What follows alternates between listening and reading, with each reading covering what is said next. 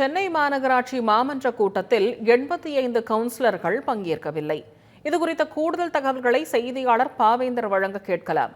வணக்கம் பாவேந்தர், இந்த மாமன்ற கூட்டத்தில் எதற்காக கவுன்சிலர்கள் பங்கேற்கவில்லை, விவரங்கள் என்ன?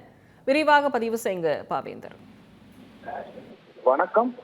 சென்னை மாநகராட்சி மாமன்ற கூட்டம் என்பது மேயர் தலைமையில மாதத்தின் கடைசி வாரங்களில் நடைபெறுவது வழக்கம்.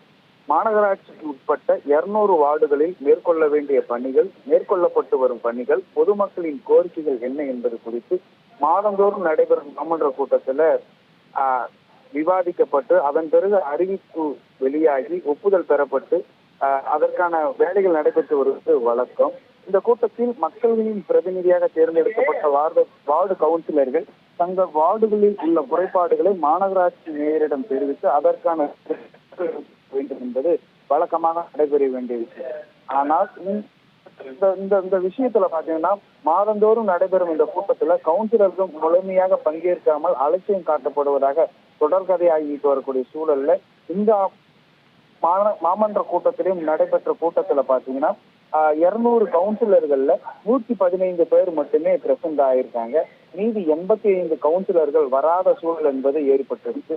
இதனால இந்த 115 பேர்லையும் பாத்தீங்கன்னா வரக்கூடிய சில நேரங்கள்ல தேநீர் அருந்துவதற்காகவும் சில நேரங்கள்ல இந்த உணவு அருந்துவதற்காகவும் வெளியேறுவதனால அந்த மாநகராட்சி மாமன்ற உறுப்பினர்கள் இருக்கக்கூடிய இருக்கைகள் என்பது காலியாக இருக்கு.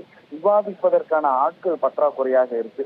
இதனால பெரும்பான்மையான நேரங்கள்ல மக்களுடைய பிரச்சனைகள் பேசப்படாத சூழல் என்பது குறிப்பாக இந்த தொடர்கதைக்கு முற்றுப்புள்ளி வைக்கும் விதமாக ஏதாவது நடவடிக்கை எடுக்கப்படுமா என்று பார்த்தால் அப்படியும் எதுவும் நடவடிக்கை எடுக்கப்படல. அவர்கள் பிக்னிக் சென்று வருவது போல வெளியே வந்துட்டு உள்ள போகக்கூடிய சூழல் என்பதை நம்மாலே பார்க்க முடிகிறது. தங்களது வார்டுகளில் மேற்கொள்ளப்பட வேண்டிய பணிகள் முடங்கும் இந்த சூழல் காரணமாக அவங்க மேற்கொள்ள வேண்டிய நடவடிக்கைகளும் முற்றிலுமாக நடைபெறாமல் போவதற்கு இது ஒரு வழிவகையாக இருப்பதாக பொதுமக்கள் கருதுகின்றனர். முழுமையான விவரங்களுக்கு நன்றி பாவேந்தர்.